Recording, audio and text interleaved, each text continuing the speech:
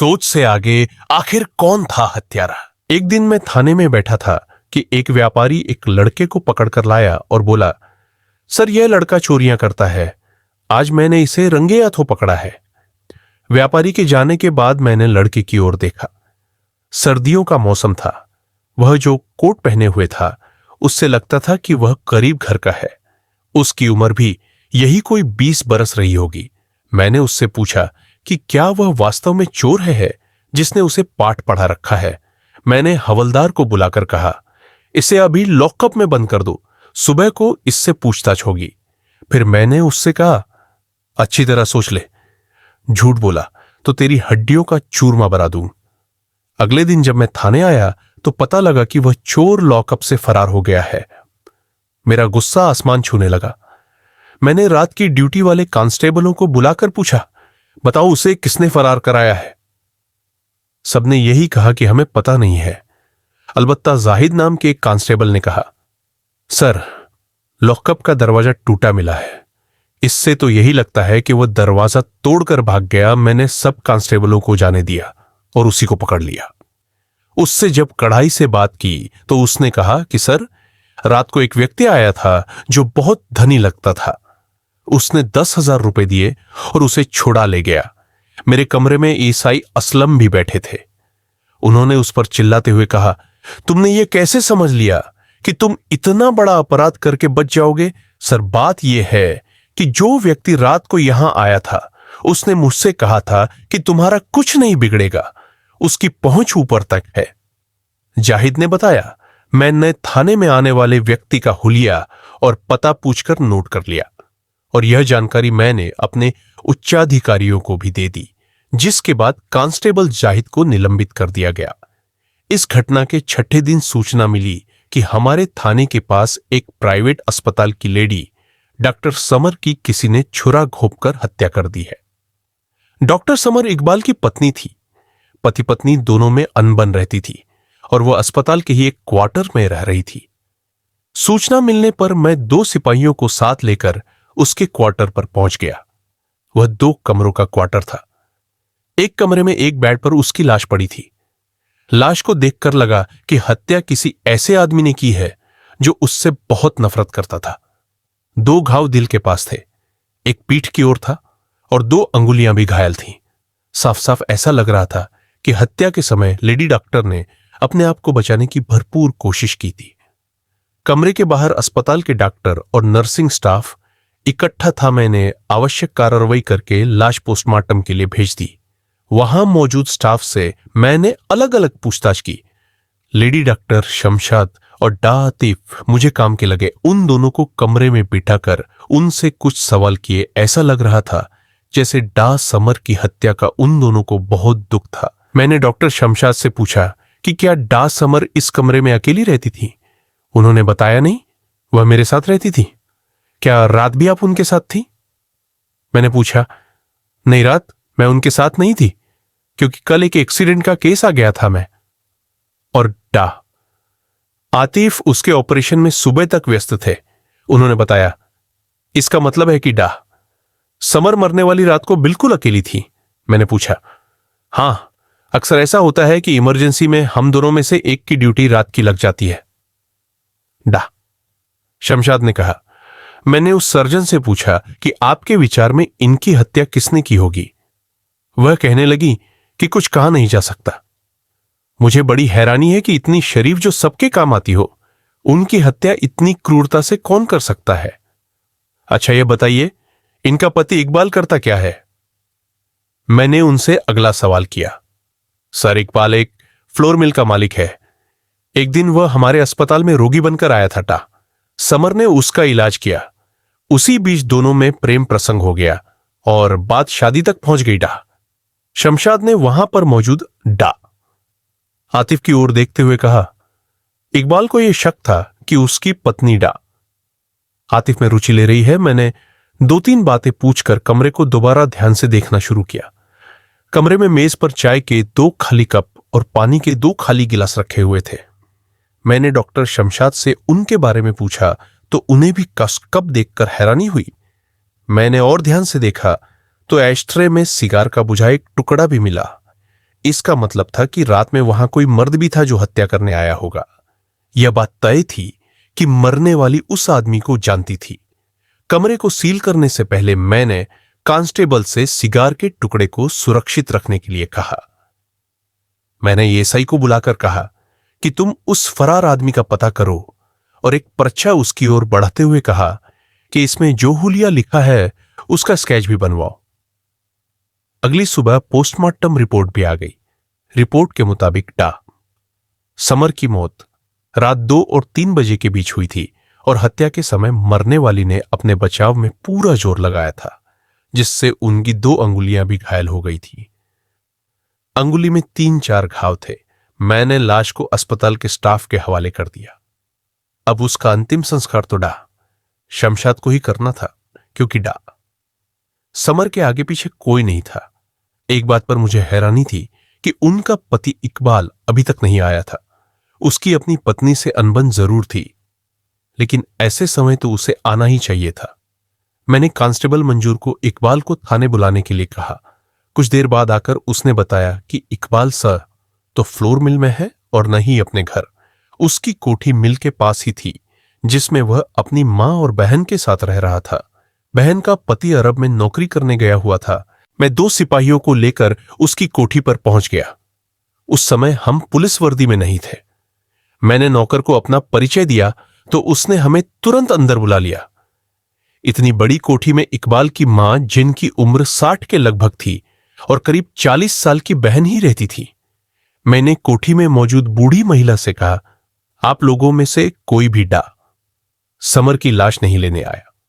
उस बूढ़ी महिला ने जवाब दिया, साहब, जब वह हमसे नाता तोड़कर चली गई तो फिर गंदले पानी में हाथ डालने से क्या फायदा? क्या आपके बेटे ने उसे तलाक दे दिया था? मैंने तो उसे कई बार कहा, लेकिन वह टालमटोल कर देता था। मैंने इकबाल की छोटी बहन से पूछा, बीबी, तुम्हारा भाई कहां है? क्या आप भाईजान पर शक कर रहे हैं? उसने पूछा। मैंने गुस्से से कहा, मैं जो पूछ रहा हूं तुम केवल उसका ही जवाब दो, वह कतर गए हैं। उसने बताया, इतनी जल्दी जाने की क्या जरूरत थी? मैंने उससे पूछा। इस सवाल पर तो वह नहीं बोली, पर उसकी मां ने जवाब दिया, वह तो कई दिनों से जाने के लिए कह रहा था, लेकिन उसे मिल के कामों से फुर्सत ही नहीं मिल रही थी। मैंने भांप लिया था कि मां बेटी दोनों झूठ बोल रही हैं।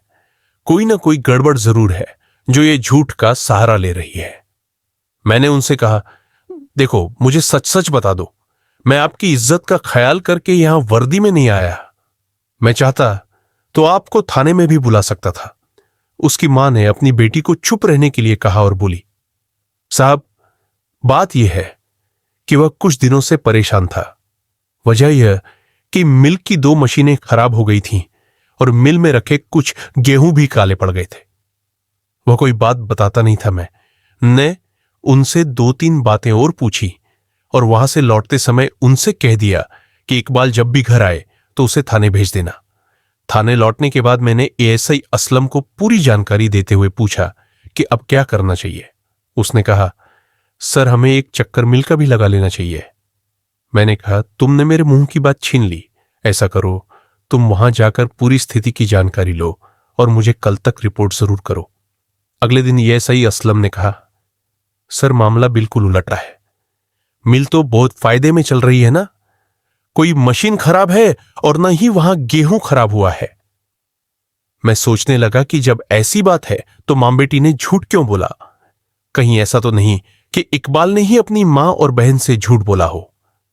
मैंने एएसआई से कहकर मिल के जनरल मैनेजर को थाने बुला लिया। 2 घंटे बाद जनरल मैनेजर मेरे सामने बैठे थे। मैंने उनसे कहा, आपको यह तो मालूम होगा कि मैंने आपको यहां किस लिए बुलाया है। जी, मैं समझ गया कि आप इकबाल साहब के बारे में पता करेंगे। उसने कहा, वह कहां गए हैं? मैंने पूछा। सर, इस बार तो वह मुझे भी चकमा दे गए, पता नहीं कहां चले गए। उसने कहा, आजकल वह परेशान क्यों थे? मैंने अगला सवाल किया। यह तो मुझे भी नहीं पता, लेकिन लगता है कि वह अपनी पत्नी के बारे में ज्यादा चिंतित थे। वह बोला, लेकिन उनकी मां और बहन ने तो उनकी पत्नी का जीना हराम कर दिया था, इसलिए वह दुखी होकर घर से चली गई थी। हो सकता है मां बेटी ने उसकी हत्या करवा दी हो। मैंने कुरेदा नहीं सर, उनमें ऐसा करने की हिम्मत नहीं है। उसने कहा, जैसे ही इकबाल के बारे में कुछ पता लगे तो हमें सूचना देना कहकर मैंने जनरल मैनेजर को थाने से भेज दिया। इसके अगले दिन इकबाल थाने आ गया। वह 30 से 32 साल का सुंदर जवान युवक था। उसके चेहरे पर परेशानी साफ दिखाई दे रही थी। उसने आते ही कहा, सर, मैंने सुना है कि समर की हत्या हो गई। किसने की है उसकी हत्या? क्या आपने हत्यारे का पता लगा लिया? आते ही उसने कई सवाल किए। मैंने उसकी आंखों में देखते हुए कहा, पहले आप यह बताइए कि अचानक कहां गायब हो गए थे? उसने कहा, यह एक लंबी कहानी है। मुझे लगता है आप मुझे समर का हत्यारा समझ रहे हैं। आप ठीक समझ रहे हैं। जब कोई पास का संबंधी या रिश्तेदार अचानक गायब हो जाए तो शक उसी पर जाता है। आप अपनी कहानी सुनाओ, हम यहां कहानी सुनने के लिए ही बैठे हैं। इसके बाद उसने अपनी कहानी सुनानी शुरू की। साहब, मुझे समर से प्रेम हो गया था। मैंने उससे शादी की और घर ले आया, लेकिन मेरी मां और बहन को वह एक आंख नहीं सुहाई। वह उसे टॉर्चर करती रहती थी। खासतौर पर उसका अस्पताल जाना उन्हें बिल्कुल पसंद नहीं था। वे दोनों रात दिन मेरे कान भरती रहती थी और कहती थी कि मैं उसे तलाक दे दूं। आप भी तो उस पर शक करते थे कि वह आतिफ में दिलचस्पी लेती है। मैंने बीच में ही टोका, आपको यह बात किसने बताई? वह बोला, किसी ने भी बताई हो। आप अपनी बात कहो। नहीं सर, बात दरअसल ऐसी है कि मेरी मां और बहन ने मेरा इतना दिमाग खराब कर दिया था कि मैं भी उस पर शक करने लगा। वह मेरे व्यवहार से तंग आकर अस्पताल के क्वार्टर में रहने लगी। मुझे अगर यह पता होता कि उसने कहा मुझे अचानक याद आया, तो मैंने कहा, आपको सिगार पिए काफी देर हो चुकी है, आप सिगार पी लीजिए। वह मुस्कुराकर बोला, ओह हां, लेकिन आपके सामने कोई बात नहीं, आपको इजाजत है, आप पी लीजिए। उसने अपनी जेब से सिगार का एक पैकेट निकाला। मैंने देखा वह वही सिगार का ब्रांड था जिसका टुकड़ा समर के कमरे से मिला था। मैंने इकबाल से कहा, आप एक इज्जतदार आदमी हैं और मुझे उम्मीद है कि आप झूठ नहीं बोलेंगे। आप ये बताइए कि हत्या वाली रात 9 बजे से रात 3 बजे तक आप कहां थे? ओह, यह बात है। उस रात मैं 10 बजे से 12 बजे तक समर के पास रहा, फिर अपनी कार से लौट गया। आप दोनों में तो अनबन थी। फिर आप उसके पास कैसे गए? बात यह है सर, मुझे उससे बहुत मोहब्बत थी। मैं न चाहकर भी उसके क्वार्टर पर चला गया। मैंने दरवाजा थपथपाया तो उसने दरवाजा खोला और हंसकर मेरा स्वागत किया। उसने मुझे चाय भी पिलाई। मैंने उससे माफी मांगनी चाहिए तो वह उखड़ गई। बोली कि मैंने आपको इसलिए अंदर नहीं बुलाया, बल्कि मैं चाहती हूं कि आप मुझे तलाक दे दें। उसकी बात से मुझे दुख तो बहुत हुआ, लेकिन मैं बिना कुछ कहे ही वहां से चला आया। इसके बाद मैं अपने एक मित्र के पास चला गया। अभी मेरा वहां से आने का इरादा नहीं था, लेकिन कल अचानक मैनेजर का फोन गया और उसने मुझे यहां के हालात बताए तो तुरंत आ गया। मुझे इकबाल की बात पर यकीन होने लगा था। मैंने उससे आखिरी सवाल यह किया कि उसने अपनी मां और बहन को यह क्यों बताया कि मिल घाटे में चल रही है, जबकि ऐसा कुछ नहीं था। सर, कभी कभी इंसान पर ऐसा समय आता है कि वह अपने आप से भी झूठ बोलता है। मैंने मां और बहन से जानबूझकर झूठ बोला था। अगर मैं उनसे यह कहता कि मैं समर के कारण परेशान हूं, तो मुझे उनकी ओर से और भी कुछ बुरा सुनने को मिलता। हां, मुझे एक शक और है, वह बोला। कौन सा शक? मैंने पूछा। 1 साल पहले मैंने परवेज नाम के युवक को मिल से मैदा चुराने के आरोप में नौकरी से निकाल दिया था। वह यह काम बहुत सालों से कर रहा था, लेकिन बाद में पकड़ा गया था। मैंने इकबाल से परवेज का हुलिया पूछा तो उसने जो बताया सुनकर मैं उछल पड़ा। यह तो वही युवक था जिसकी मुझे तलाश थी। मैंने उससे पूछा, कैसा शक? उसने बताया कि मैंने उस रात अस्पताल में परवेज को देखा था और उसी रात समर की हत्या हो गई। मैंने परवेज का पता पूछकर इकबाल को जाने दिया। इकबाल के जाने के बाद मैंने एएसआई को बुलाकर कहा कि 2 सिपाहियों को ले जाकर वह परवेज को पकड़ लाए। 2 घंटे बाद वे आए और बताया कि वह घर पर नहीं है। मैंने चारों ओर मुखबिरों का जाल बिछा दिया। अगले दिन शाम के समय एक मुखबिर ने हमें बताया कि परवेज को कुछ दोस्तों के साथ साबराबाद गांव के बाहर एक डेरे पर देखा गया है। मैंने एएसआई के नेतृत्व में एक पुलिस टीम रात में ही परवेज को पकड़ने के लिए साबराबाद गांव के डेरे पर भेज दी। ऐसा लगा कि उन्हें छापामार पार्टी का पहले से ही पता लग गया था, इसलिए सारे लोग वहां से भाग गए। केवल शराब के नशे में धुत परवेज हाथ लगा। उसे थाने लाकर हवालात में बंद कर दिया गया। सर्दियों का मौसम था। हवालात का ठंडा फर्श उसका दिमाग ठंडा करने के लिए काफी था। अगले दिन परवेज को मेरे सामने लाया गया। एएसआई असलम ने बताया कि इसने बिना छतरोल के ही अपना अपराध स्वीकार कर लिया है। काम इतनी जल्दी हो गया कि हमें इसका रिमांड लेने की भी जरूरत नहीं पड़ी। इस हत्या के पीछे की जो कहानी थी वह यह थी कि परवेज के दिमाग में बहुत पहले से एक लावा पक रहा था, जो हत्या की रात फट गया। परवेज की कहानी कुछ इस तरह थी कि उसकी मां के मरने के बाद पिता ने दूसरी शादी कर ली। सौतेली मां ने उसके साथ गंदा व्यवहार किया। पिता ने भी उसकी ओर ध्यान नहीं दिया। वह बुरी संगत में पड़ गया और शादे नाम के एक व्यक्ति के डेरे पर जाना शुरू कर दिया। शादे के डेरे पर ऐसे ही जवान लड़के आते थे जिन्हें परिवार का प्यार न मिला हो। शादे अपराधी प्रवृत्ति का एक धूर्त व्यक्ति था। उसने परवेज को चोरियों के काम पर लगा दिया।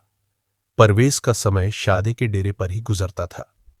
परवेज अपने एक रिश्तेदार की बेटी से प्रेम करता था। वह लड़की भी उसे चाहती थी। दोनों चोरी छिपे मिलते थे। फिर एक दिन लड़की के मां बाप को उनके प्रेम प्रसंग का पता चला तो लड़की वालों ने उसका रिश्ता दूसरी जगह करके उसकी शादी भी कर दी।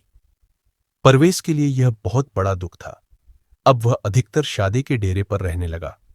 कुछ समय बाद उसकी प्रेमिका गर्भवती हो गई और वह बच्चे की डिलीवरी के लिए अस्पताल गई, जिसका ऑपरेशन समर ने ही किया था। उस ऑपरेशन के दौरान उसकी प्रेमिका की मौत हो गई। परवेज को यह यकीन हो गया था कि प्रेमिका की मौत समर की लापरवाही से हुई है। उसे डॉक्टर समर के इकबाल के संबंधों का भी पता था, इसलिए उसने समर की हत्या करने का फैसला कर लिया। इससे उसके दो निशाने पूरे हो जाते। एक ओर तो उसकी प्रेमिका की मौत का बदला पूरा हो जाता, दूसरी ओर वह इकबाल को भी सबक सिखाना चाहता था, क्योंकि उसने उसे चोरी के इल्जाम में नौकरी से निकाला था। परवेज की कहानी सुनने के बाद केस बिल्कुल साफ था। मैंने उसका इकबालिया बयान लिया, फिर उसे गिरफ्तार कर जेल भेज दिया। इस केस की जांच मैंने ही पूरी की। केस अदालत में चला। गवाहों आदि के बयान हुए। बचाव में परवेज की तरफ से कोई नहीं आया। सेशन कोर्ट ने सबूतों को देखते हुए उसे फांसी की सजा सुनाई। सजा के खिलाफ कोई अपील नहीं हुई, लिहाजा उसे फांसी पर लटका दिया गया। यहां यह बात बता दूं कि परवेज को थाने की हवालात से फरार कराने वाला शादे ही था। रात गहराने लगी थी और श्याम अभी अभी खेतों से लौटा ही था कि पंचायत के कारिंदे ने आकर आवाज लगाई, श्याम, अभी पंचायत बैठ रही है, तुझे जितेंद्र जी ने बुलाया है। अचानक क्या हो गया? पंचायत क्यों बैठ रही है? इस बारे में कारिंदे को कुछ पता नहीं था। श्याम ने जल्दी जल्दी बैलों को चारा पानी दिया, हाथ मुंह धोए, बदन पर चादर लपेटी और जूतियां पहनकर चल दिया। इस बात को 2-3 घंटे बीत गए थे। अपने पापा को बार बार याद करते हुए सुशी सो गई थी। खाट पर सुशी की बगल में बैठी भारती बेताबी से श्याम के आने का इंतजार कर रही थी। तभी किसी ने दरवाजा खटखटाया तो भारतीय ने सांकल खोल दी। थके कदमों से श्याम घर में दाखिल हुआ। भारती ने दरवाजे की सांकल चढ़ाई और एक ही सांस में श्याम से कई सवाल कर डाले। क्या हुआ? क्यों बैठी थी पंचायत? क्यों बुलाया था तुम्हें? मुझे जिस बात का डर था वही हुआ। श्याम ने खाट पर बैठते हुए कहा। किस बात का डर? भारती ने परेशान लहजे में पूछा। श्याम ने बुझी हुई नजरों से भारती की ओर देखा और बोला, पेमा झगड़ा लेने आ गया है। मंगलगढ़ के खतरनाक गुंडे लाखा के गैंग के साथ वह बॉर्डर पर डेरा डाले हुए है। उसने 50,000 रुपए के झगड़े का पैगाम भेजा है। लगता है वह मुझे यहां भी चैन से नहीं रहने देगा। अगर मैं डूब मरती तो अच्छा होता। बोलते हुए भारती रोआंसी हो उठी। उसने खाट पर सोई सुशी को गले लगा लिया। श्याम ने भारती के माथे पर हाथ रखा और कहा, नहीं भारती, ऐसी बातें क्यों करती हो? मैं हूं ना तुम्हारे साथ। फिर हमारे गांव की पंचायत ने क्या फैसला किया? क्या कहा जितेंद्र जी ने? भारती ने पूछा। सच का साथ कौन देता है आजकल? हमारी पंचायत भी उन्हीं के साथ है। जितेंद्र जी कहते हैं कि पेमा का झगड़ा लेने का हक तो बनता है। उन्होंने मुझसे कहा कि या तो तू झगड़े की रकम चुका दे या फिर भारती को पेमा को सौंप दे। लेकिन इतना कहते कहते श्याम रुक गया। मैं तैयार हूं श्याम, मेरी वजह से तुम क्यों मुसीबत में फंसो? भारती ने कहा। नहीं भारती, तुम्हें छोड़ने की बात तो मैं सोच भी नहीं सकता। रुपयों के लिए अपने प्यार की बलि कभी नहीं दूंगा। मैं तो फिर क्या करोगे? 50,000 रुपए कहां से लाओगे? भारती ने पूछा। मैं अपना खेत बेच दूंगा। श्याम ने सपाट लहजे में कहा। खेत बेच दोगे तो खाओगे क्या? खेत ही तो हमारी रोजी रोटी है। वह भी छिन गई तो फिर हम क्या करेंगे? भारती ने तड़प कर कहा। यह सुनकर श्याम मुस्कुराया और प्यार से भारती की आंखों में देखकर बोला, तुम मेरे साथ हो भारती तो मैं कुछ भी कर सकता हूं। मैं मेहनत मजदूरी करूंगा, लेकिन तुम्हें भूखा नहीं मरने दूंगा। आओ खाना खाए, मुझे जोरों की भूख लगी है। भारती उठी और खाना परोसने लगी। दोनों ने मिलकर खाना खाया, फिर चुपचाप बिस्तर बिछाकर लेट गए। दिन भर के थके हारे श्याम को थोड़ी ही देर में नींद आ गई, लेकिन भारती को नींद नहीं आई। वह बिस्तर पर बेचैन पड़ी रही। लेटे लेटे वह ख्यालों में खो गई। तकरीबन 5 साल पहले भारती इस गांव से विदा हुई थी। वह अपने माम बाप की इकलौती औलाद थी। उन्होंने उसे लाड़ प्यार से पाल पोस कर बड़ा किया था। उसकी शादी मंगलगढ़ के पेमा के साथ धूमधाम से की गई थी। भारती के माता पिता ने उसके लिए अच्छा घर परिवार देखा था ताकि वह सुखी रहे। लेकिन शादी के कुछ दिनों बाद ही उसकी सारी खुशियां ढेर हो गई थीं, क्योंकि पेमा का चाल चलन ठीक नहीं था। वह शराबी और जुआरी था। शराब और जुए को लेकर आए दिन दोनों में झगड़ा होने लगा था। पेमा रात को दारू पीकर घर लौटता और भारती को मारता पीटता व गालियां बकता था। 1 साल बाद जब सुशी पैदा हुई तो भारती ने सोचा कि पेमा अब सुधर जाएगा, लेकिन न तो पेमा ने दारू पीना छोड़ा और न ही जुआ खेलना। पेमा अपने पुरखों की जमीन जायदाद को दांव पर लगाने लगा। जब कभी भारती इस बात की खिलाफत करती तो वह उसे मारने दौड़ता। इसी तरह 3 साल बीत गए। इस बीच भारती ने बहुत दुख झेले। पति के साथ कुदरत की मार ने भी उसे तोड़ दिया। इधर भारती के मां बाप गुजर गए और उधर पेमा ने उसकी जिंदगी बर्बाद कर दी। घर में खाने के लाले पड़ने लगे। उन्होंने मुंह से कहा कि या तो तू झगड़े की रकम चुका दे या फिर भारती को पेमा को सौंप दे। लेकिन इतना कहते कहते श्याम रुक गया। मैं तैयार हूं श्याम, मेरी वजह से तुम क्यों मुसीबत में फंसो? भारती ने कहा। नहीं भारती, तुम्हें छोड़ने की बात तो मैं सोच भी नहीं सकता। रुपयों के लिए अपने प्यार की बलि कभी नहीं दूंगा। मैं तो फिर क्या करोगे? 50,000 रुपए कहां से लाओगे? भारती ने पूछा। मैं अपना खेत बेच दूंगा। श्याम ने सपाट लहजे में कहा। खेत बेच दोगे तो खाओगे क्या? खेती तो हमारी रोजी रोटी है। वह भी छिन गई तो फिर हम क्या करेंगे? भारती ने तड़प कर कहा। यह सुनकर श्याम मुस्कुराया और प्यार से भारती की आंखों में देखकर बोला, तुम मेरे साथ हो भारती तो मैं कुछ भी कर सकता हूं। मैं मेहनत मजदूरी करूंगा, लेकिन तुम्हें भूखा नहीं मरने दूंगा। आओ खाना खाए, मुझे जोरों की भूख लगी है। भारती उठी और खाना परोसने लगी। दोनों ने मिलकर खाना खाया, फिर चुपचाप बिस्तर बिछाकर लेट गए। दिन भर के थके हारे श्याम को थोड़ी ही देर में नींद आ गई, लेकिन भारती को नींद नहीं आई। वह बिस्तर पर बेचैन पड़ी रही। लेटे लेटे वह ख्यालों में खो गई। तकरीबन 5 साल पहले भारती इस गांव से विदा हुई थी। वह अपने मां बाप की इकलौती औलाद थी। उन्होंने उसे लाड़ प्यार से पाल पोस कर बड़ा किया था। उसकी शादी मंगलगढ़ के पेमा के साथ धूमधाम से की गई थी। भारती के माता पिता ने उसके लिए अच्छा घर परिवार देखा था ताकि वह सुखी रहे। लेकिन शादी के कुछ दिनों बाद ही उसकी सारी खुशियां ढेर हो गई थीं, क्योंकि पेमा का चाल चलन ठीक नहीं था। वह शराबी और जुआरी था। शराब और जुए को लेकर आए दिन दोनों में झगड़ा होने लगा था। पेमा रात को दारू पीकर घर लौटता और भारती को मारता पीटता वो गालियां बकता था। 1 साल बाद जब सुशी पैदा हुई तो भारती ने सोचा कि पेमा अब सुधर जाएगा, लेकिन न तो पेमा ने दारू पीना छोड़ा और न ही जुआ खेलना। पेमा अपने पुरखों की जमीन जायदाद को दांव पर लगाने लगा। जब कभी भारती इस बात की खिलाफत करती तो वह उसे मारने दौड़ता। इसी तरह 3 साल बीत गए। इस बीच भारती ने बहुत दुख झेले। पति के साथ कुदरत की मार ने भी उसे तोड़ दिया। इधर भारती के मां बाप गुजर गए और उधर पेमा ने उसकी जिंदगी बर्बाद कर दी। घर में खाने के लाले पड़ने लगे। दूसरे दिन सुबह होते ही फिर पंचायत बैठ गई। चौपाल पर पूरा गांव जमा हो गया। सामने ऊंचे आसन पर गांव के मुखिया जितेंद्र जी बैठे थे। उनके इर्द गिर्द दूसरे पंच भी अपना आसन जमाए बैठे थे। मुखिया के सामने श्याम सिर झुकाए खड़ा था। पंचायत की कार्यवाही शुरू करते हुए मुखिया जितेंद्र जी ने कहा, बोल श्याम, अपनी सफाई में तू क्या कहना चाहता है? मैंने कोई गुनाह नहीं किया है मुखिया जी। मैंने ठुकराई हुई एक मजबूर औरत को पनाह दी है। यह सुनकर एक पंच खड़ा हुआ और चिल्लाकर बोला, तूने पेमा की औरत को अपने घर में रख लिया है श्याम, तुझे झगड़ा देना ही पड़ेगा। हां श्याम, यह हमारा रिवाज है, हमारे समाज का नियम भी है। मैं समाज के नियमों को नहीं तोड़ सकता। जितेंद्र जी की ऊंची आवाज गूंजी तो सभा में सन्नाटा छा गया।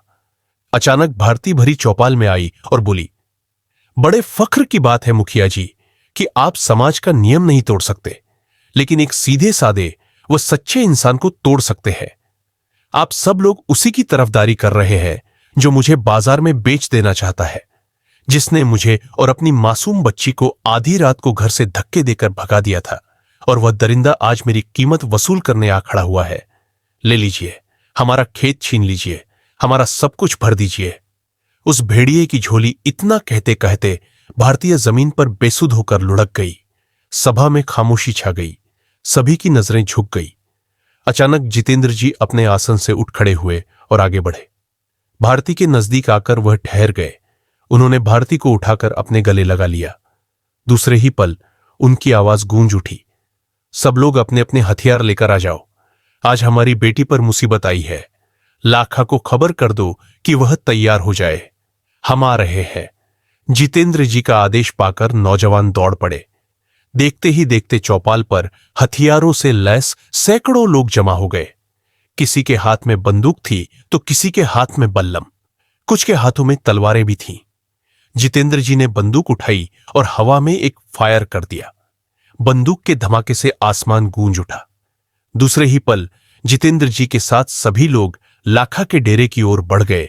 शराब के नशे में धुत्त लाखा वो उसके साथियों को जब यह खबर मिली कि दलबल के साथ जितेंद्र जी लड़ने आ रहे हैं तो सबका नशा काफूर हो गया। सैकड़ों लोगों को अपनी ओर आते देख वे कांप गए।